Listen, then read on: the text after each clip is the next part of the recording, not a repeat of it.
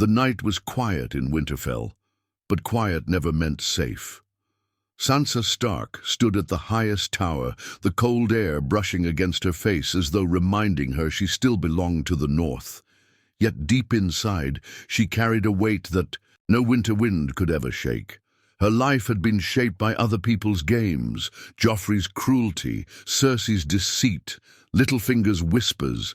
For years, she had been a pawn on a board where men moved the pieces and women were sacrificed. But pawns sometimes crossed the board, and when they did, they became something far greater. Sansa thought she had left all secrets behind when she reclaimed Winterfell, when she stood beside Jon Snow and watched her family's home rise from ashes. But secrets in Westeros never stayed buried. They crept out in the night, like wolves with blood on their jaws, and one such secret had just been whispered into her ear, one that made her chest tighten and her blood run hot. "You are not just a Stark," Maester Wolkan had said that evening, his voice trembling as if the truth itself might strike him dead. He had unrolled an old parchment sealed with wax so cracked it looked ready to crumble. "You are blood of the dragon as well. As the wolf, by rights, you may have the strongest claim to the Iron Throne." Sansa had laughed at first, a cold, sharp laugh. She had been a hostage, a wife, a victim, a survivor, but never a queen, never someone who ruled by her own name. "Do not mock me, Maester," she had said, her blue eyes hard as ice. But he insisted. The document, though faded, bore the unmistakable seal of King Robert Baratheon. It was a letter long hidden, written by his own hand in the early days of his reign. The words were brutal, filled with Robert's usual bitterness toward the Targaryens, yet buried among them was a truth, a confession of a pact made with Ned Stark. If Robert were to die without heirs of his own, a secret understanding was written, that Sansa, born of Stark blood, tied through her mother's distant Targaryen lineage, would inherit a claim that rivaled any Lannister lie or Targaryen return. It sounded impossible, and yet impossible things happened every day in Westeros. A girl once thought weak had watched her family slaughtered and still stood unbroken. A bastard of Winterfell had risen from the dead itself. Why then could she not be the hidden heir? But Sansa understood one thing immediately: such a secret was dangerous. If Cersei heard it, Sansa would be hunted down. If Daenerys knew, fire. And blood would come for Winterfell. Even Jon, sweet noble Jon, might see her not as a sister but as a rival. The realm was poisoned by power, and now that poison flowed in her veins too. That night, as the snow drifted softly outside the tower window, Sansa's thoughts tangled like threads in a weaver's hand.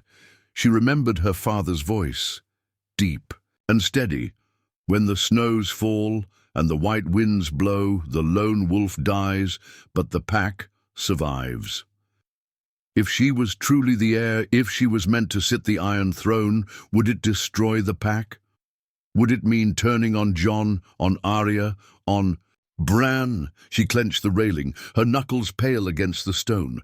For years, she had been used by others. Joffrey, Tyrion, Ramsay, Littlefinger. They had all thought her soft, easy to bend. But she had survived them all. Perhaps this was the gods' way of repaying her patience, her scars. Still, fear gnawed at her, fear of war, fear of being consumed by the same throne that had devoured every soul who reached for it. She had seen kings burn, queens fall, cities drown in fire. What good was a claim if it ended in ashes?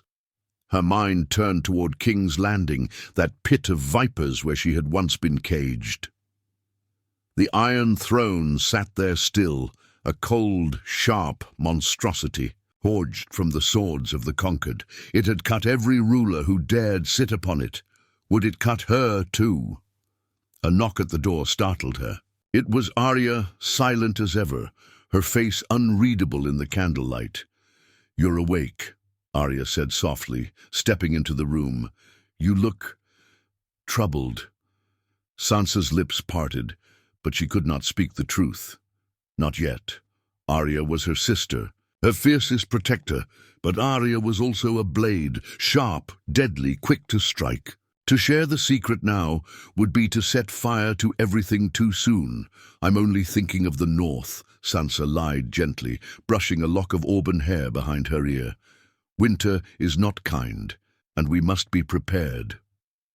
Arya's eyes narrowed, as if she could see through the lie, but she said nothing. She only gave a small nod before disappearing back into the shadows. Alone again, Sansa turned back to the night sky. She had been a pawn, yes, but pawns moved forward, and once they reached the end, they could be reborn as queens. The question was not whether she could claim the throne, the question was whether she should, and in Westeros, hesitation was death.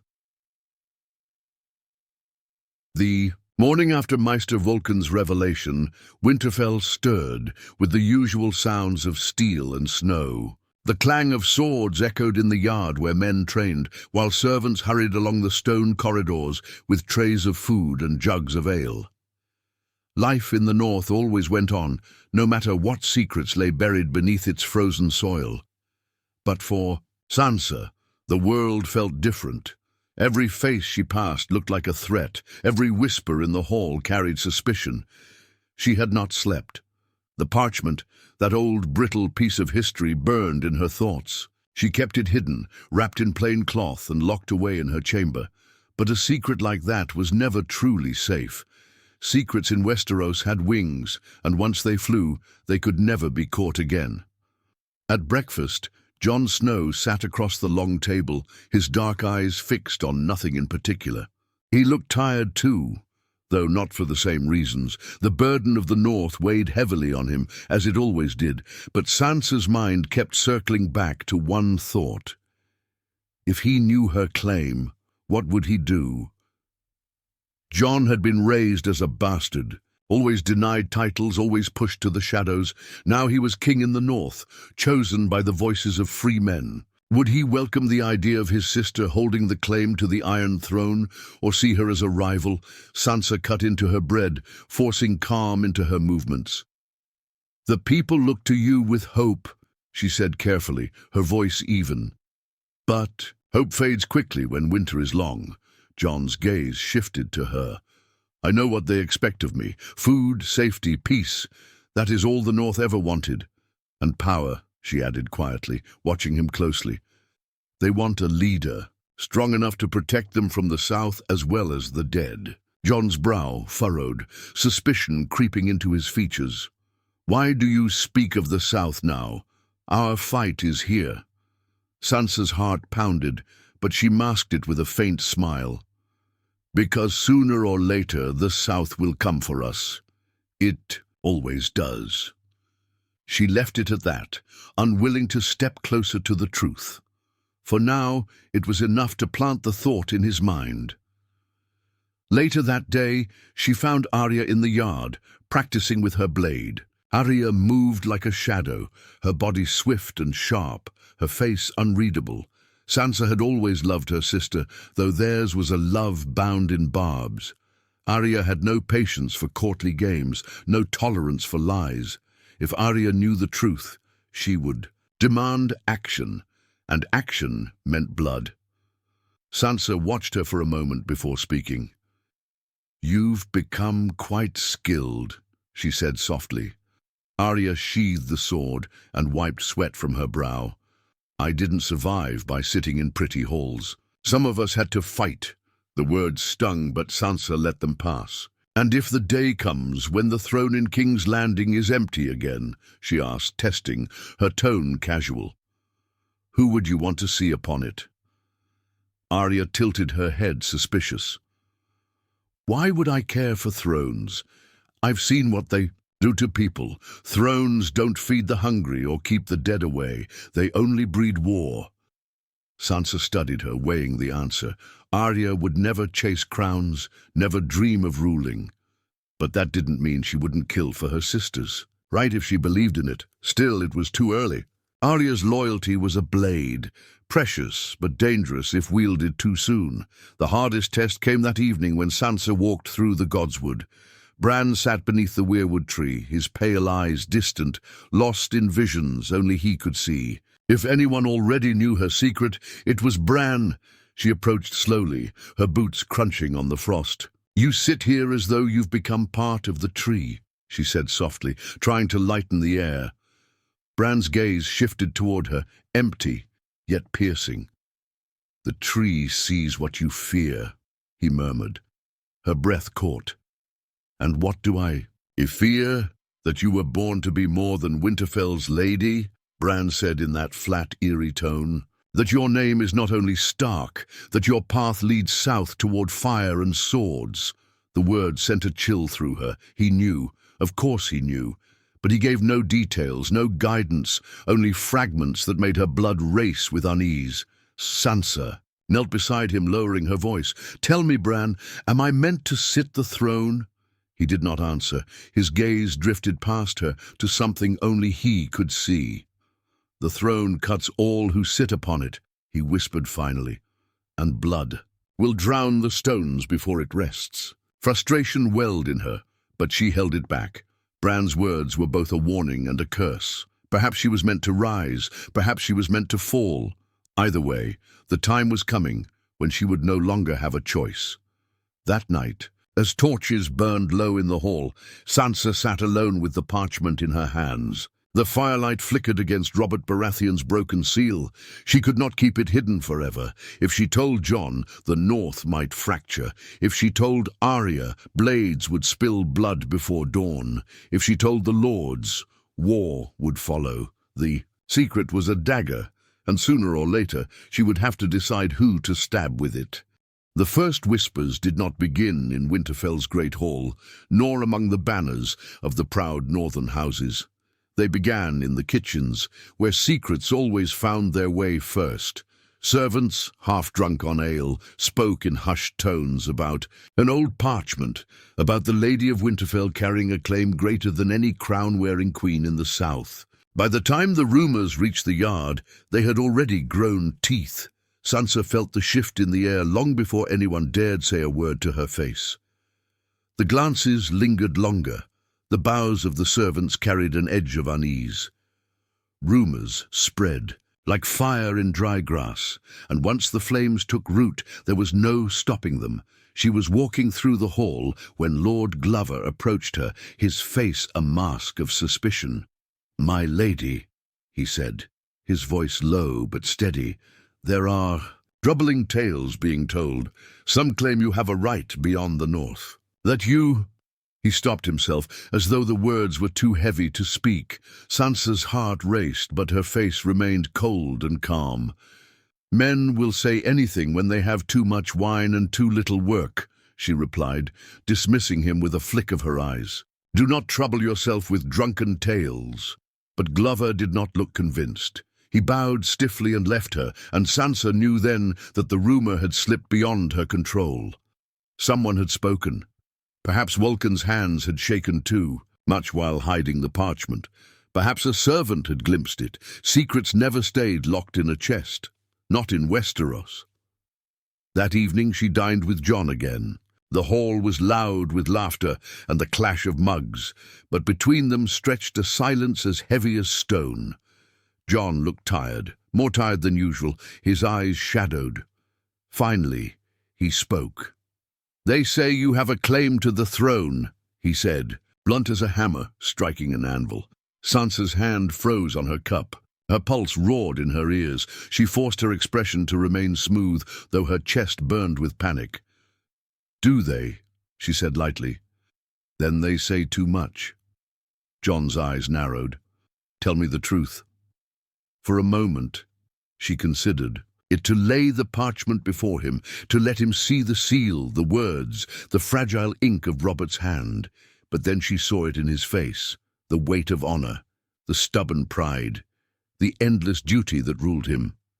Jon would not see it as her, right? He would see it as a danger to unity. And Jon Snow, for all his love, would never let danger live. "I know nothing of it," she said at last, her voice calm, practiced. The South breeds lies as easily as it breeds treachery. Do not listen." Jon stared at her, searching her face for cracks.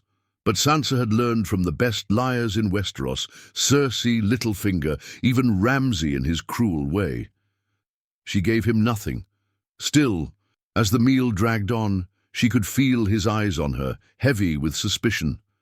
The bond between them, fragile and precious, was already straining. Later that night, Arya stormed into her chambers, her face hard as steel. "She didn't knock. She never did." "They're saying you want the throne," Arya said sharply, her hand resting on the hilt of her blade. "Is it true?" Sansa rose slowly, her shadow long against the firelight. "Do you believe them?" Arya's eyes narrowed. "I believe you've been keeping secrets." "Again?" Sansa's chest tightened. She remembered the last time Arya had spoken those words, when Littlefinger's schemes had nearly torn them apart. "Some secrets are too dangerous to share," Sansa said carefully. "This one could burn the realm." Arya stepped closer, her voice low and fierce. "Then tell me now, before it burns us." For a heartbeat, Sansa wavered. She wanted to tell her, to spill everything into her sister's waiting hands, but Arya was a sword, and swords did not weigh choices. They cut. If Arya believed the claim, she would act, and that act might doom them all. "You must trust me," Sansa whispered. "Not every truth is meant to be spoken." Arya's jaw clenched, but after a long silence, she turned and left without another word. When the door closed, Sansa sank into her chair, trembling. The walls were closing in, and she could feel it. Jon's doubt, Arya's suspicion, the Lord's whispers, each one was another stone pressing down on her. The parchment still lay hidden in her chest, its brittle paper a silent threat. She thought of burning it, of watching the ink turn to ash and setting herself free from its curse. But the thought of destroying it twisted her stomach. That parchment was not just a secret, it was a weapon, and she might need it. As the fire crackled low, she whispered into the empty room, "I will not be a pawn again, not for Jon, not for Arya, not for anyone." Her words hung in the air like a vow. She had survived kings, queens, and monsters. In the dark, if the world wanted to test her now, then let it, because this time she would not break. This time she would rise. The raven flew through storm and snow, its black wings cutting across the pale skies. By the time it reached King's Landing, the parchment tied to its leg was damp with rain but still intact. A servant carried it to the Red Keep, where the letter passed through trembling hands until it reached the Queen herself. Cersei Lannister sat upon the throne she had stolen, the crown of gold upon her head gleaming in the firelight. Her eyes, sharp and cruel, scanned the words. At first she sneered. "Nonsense," she muttered, "another northern lie." But as she read further, her smirk faltered. The claim was too detailed, the seal too old, the names too precise. Sansa Stark, the little bird, the frightened girl she once toyed with, could be more than just Lady of Winterfell. She could be a queen in her own right. Cersei leaned back, her lips curling into a dark smile. "So the wolf thinks she can sit in the lion's den," she whispered. To her, it did not matter whether the claim was true or not. What mattered was the chaos it could bring. And Cersei knew better than anyone. Chaos was a ladder, and she had never hesitated to climb. Far across the narrow sea, another queen sat, brooding. Daenerys Targaryen, breaker of chains, mother of dragons, held the raven's message in her pale hands. Her silver hair shimmered in the firelight of Dragonstone's halls, but her violet eyes burned with fury. "A Stark," she hissed.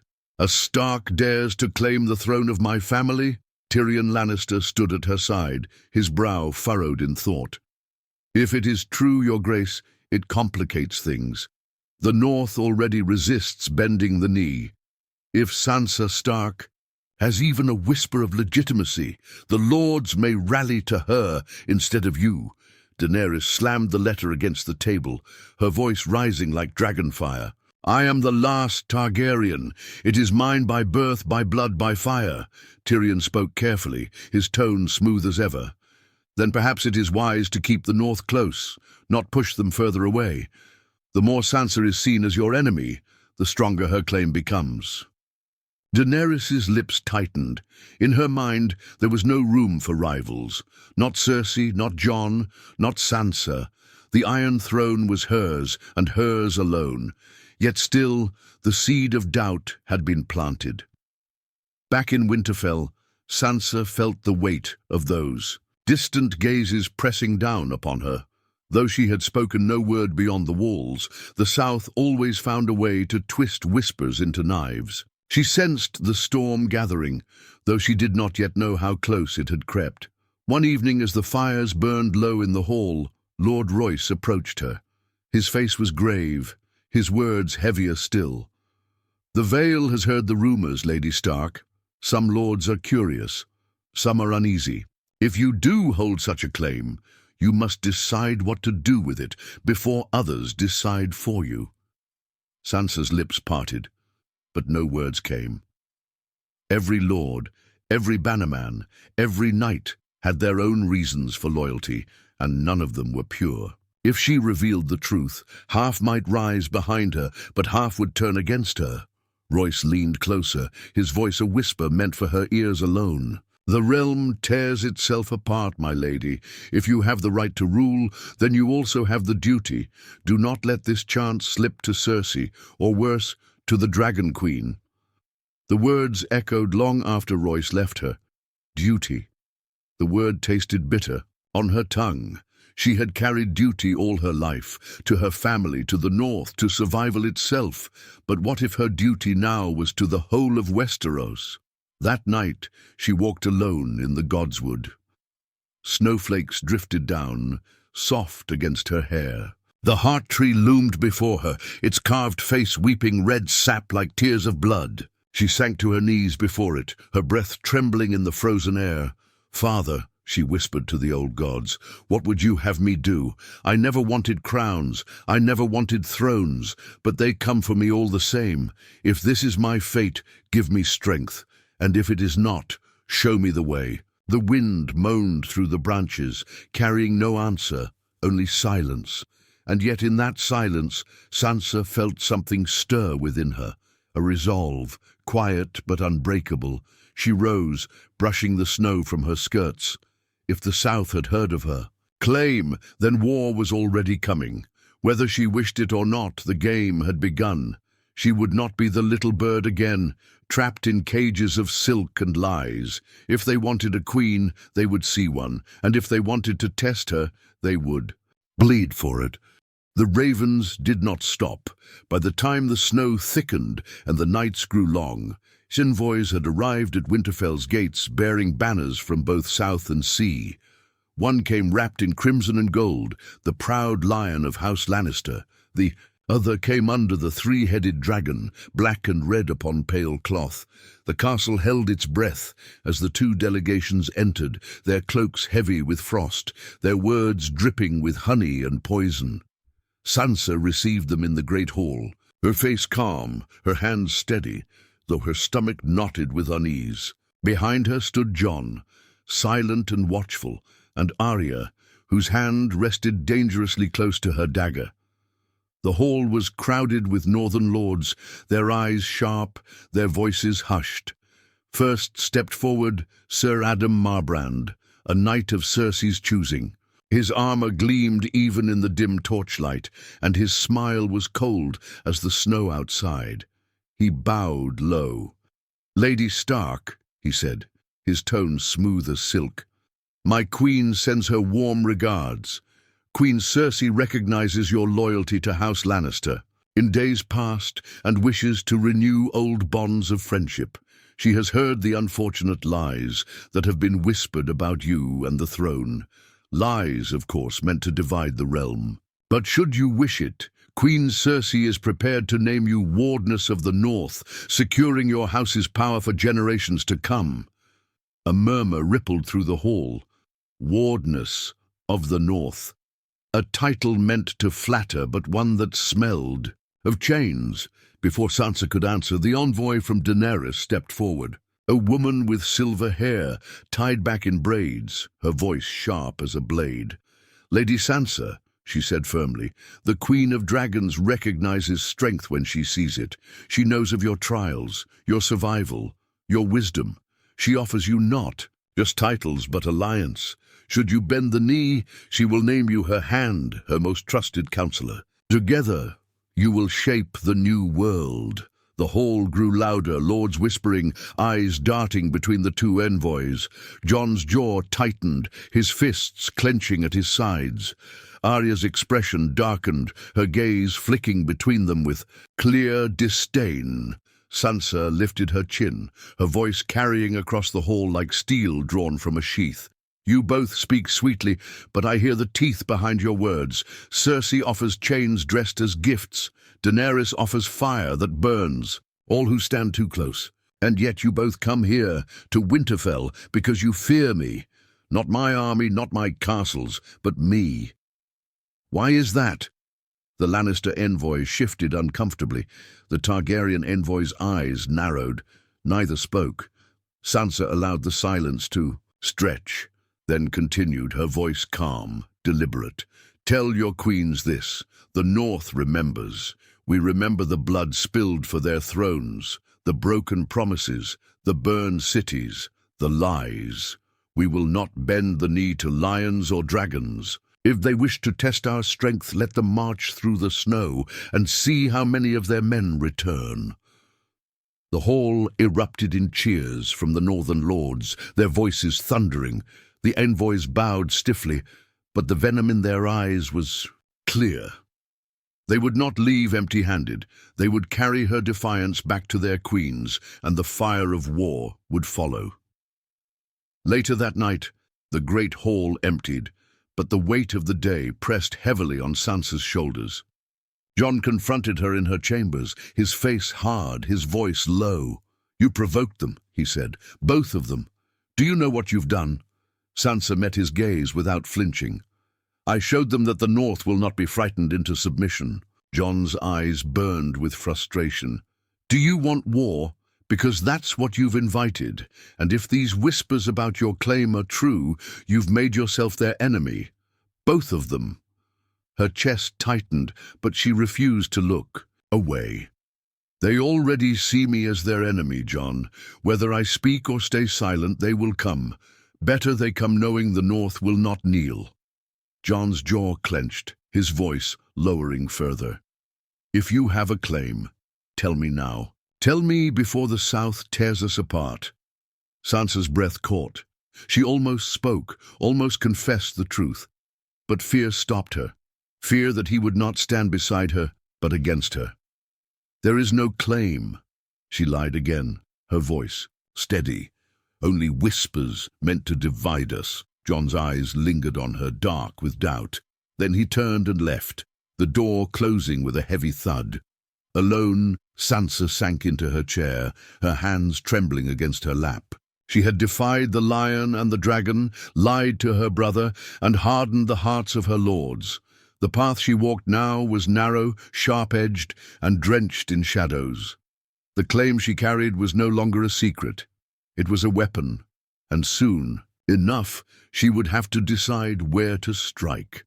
The envoys left Winterfell with icy farewells, but their footsteps echoed long after they vanished into the snow. In the south their words became daggers.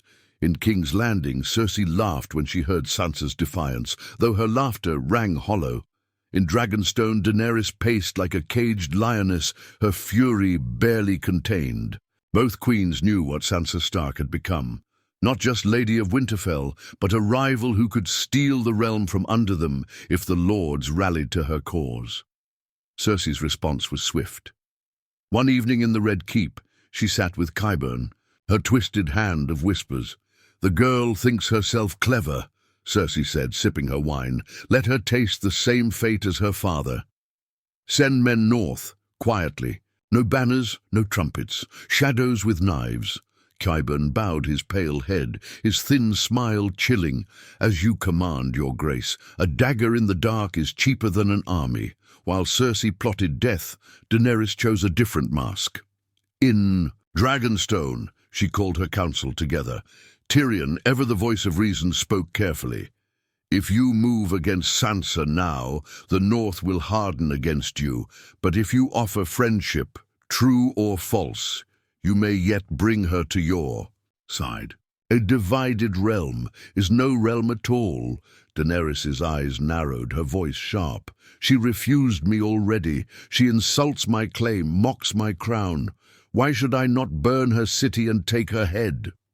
"Because fire wins battles," Tyrion said, gently, "but alliances win wars." After a long silence, Daenerys nodded, though her expression remained storm-dark.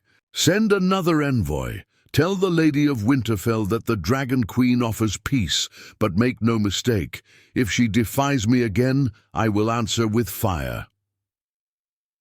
Back in Winterfell, Sansa felt the tension creeping closer with every sunrise. She had not told Jon of the new letters that arrived, one sealed in red wax, the other in black. Both were written with honeyed words, both promises laced with threats. Jon already distrusted her enough. If he knew how carefully both queens were circling her, his suspicion might turn to open accusation. But Arya noticed. Arya always noticed. She cornered Sansa in the Godswood one evening, her voice quiet but sharp. "You're keeping things from Jon again." Sansa's breath clouded in the frosty air. "Jon sees duty in black and white. I see the shadows between. If I told him everything, he would make a choice that might cost us all." Arya's eyes narrowed, her hand resting on the hilt of her dagger. "If your secret brings danger to this family, I'll cut it out myself." The threat was not idle. Sansa knew Arya loved her, but love had never stopped Arya from spilling blood. She met her sister's gaze steadily. "I am not your enemy. Trust that I know what I'm doing."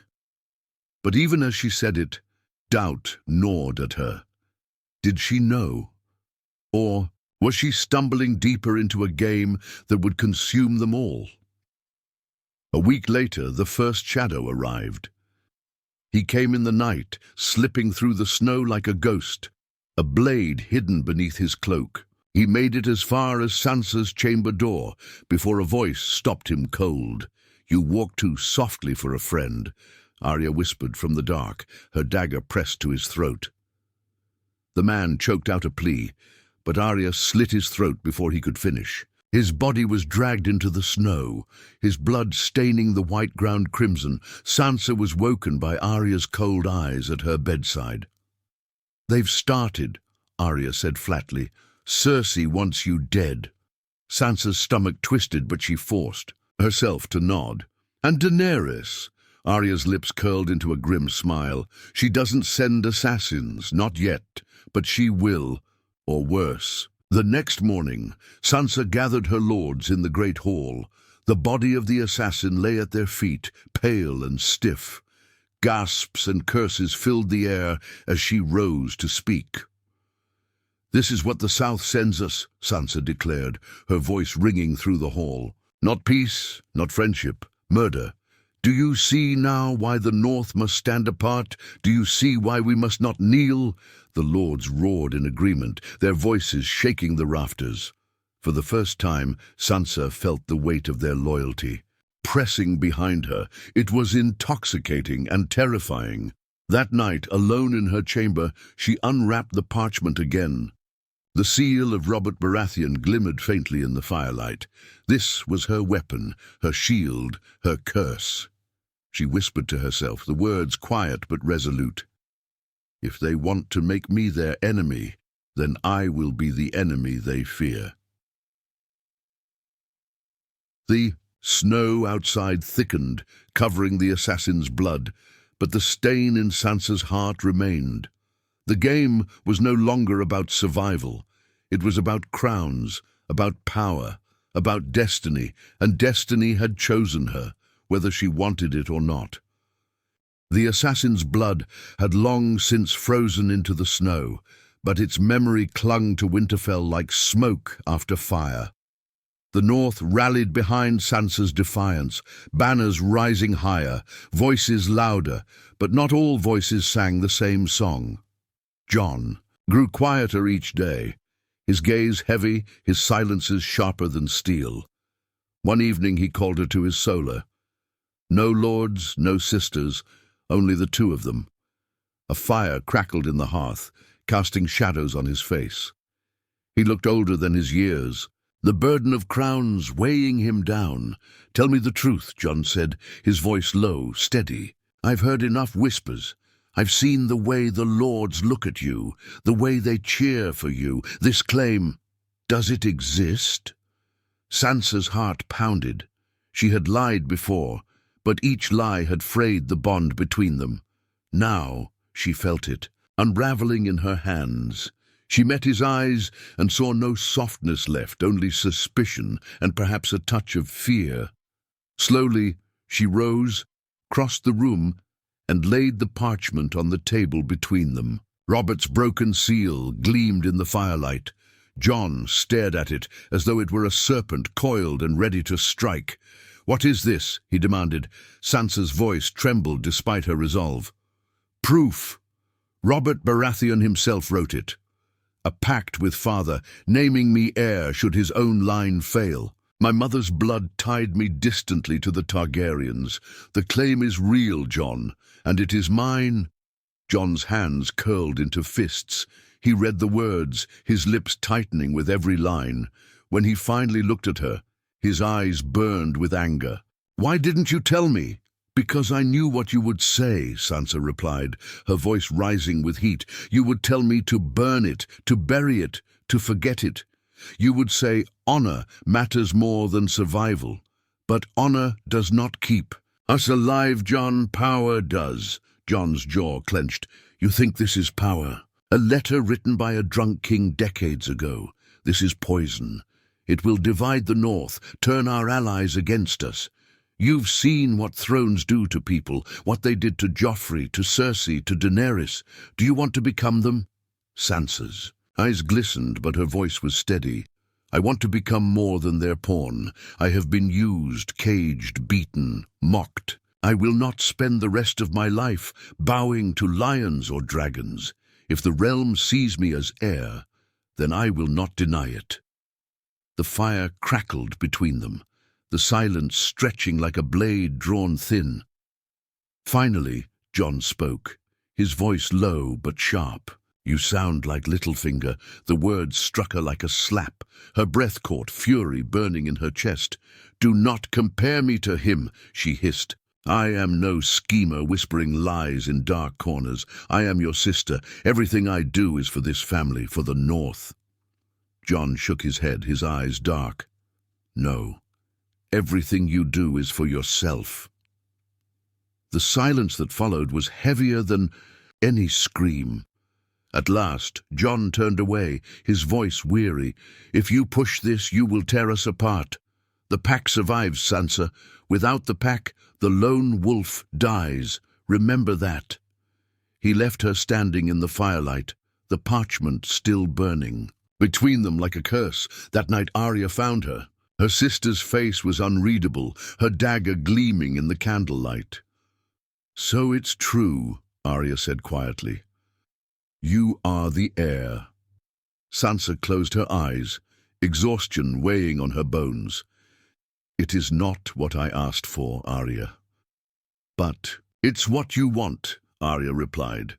Her tone was not accusing, not yet, but wary, as though gauging whether Sansa was still her sister or already something else.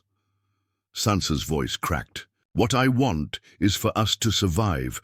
Jon cannot see beyond honor. He would rather kneel to fire or lions than fight. But I will not kneel. Not ever again." Arya studied her for a long time, then slid her dagger back into its sheath.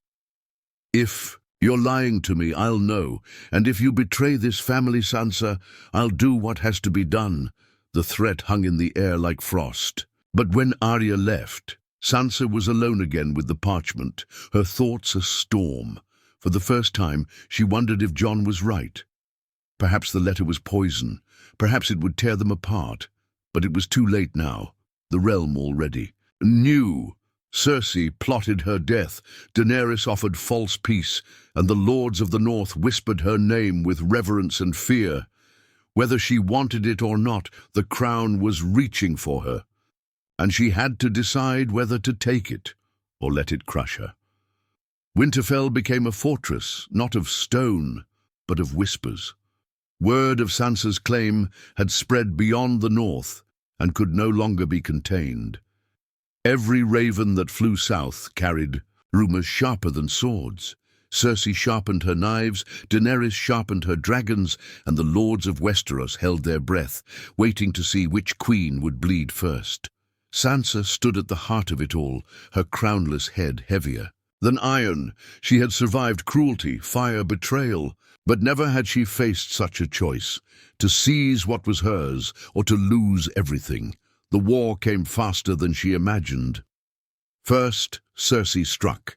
Her hired men marched north under false banners, raiding villages, burning crofts. They left no trace of lion banners, but the message was clear. The South would not tolerate a Stark queen. Almost at the same time, Daenerys' envoy returned, not with peace, but with fire. A dragon soared above the riverlands, reducing a castle loyal to the north into ashes. A warning, the envoy said, bend the knee or burn. Jon slammed his fists against the table when the news arrived. This is what you've done, he growled, by claiming what should never have been yours. You've brought fire and blood to our people. Sansa rose, her voice cold. No, Jon, they would have come anyway. To the south, the north is not a partner, it is a prize. Better they come, fearing me than thinking us weak. The lords agreed. One by one they swore fealty to her, not Jon. Their cheers shook the hall, and for the first time Sansa saw herself reflected not as Lady of Winterfell, but as queen. A queen not by crowns or thrones, but by the voices of her people. But Jon's silence cut deeper than any dagger. He watched as the lords bent their knees, his jaw tight, his eyes shadowed. She knew what he was thinking, that honor had been sacrificed, that unity had been broken, that the pact was fracturing.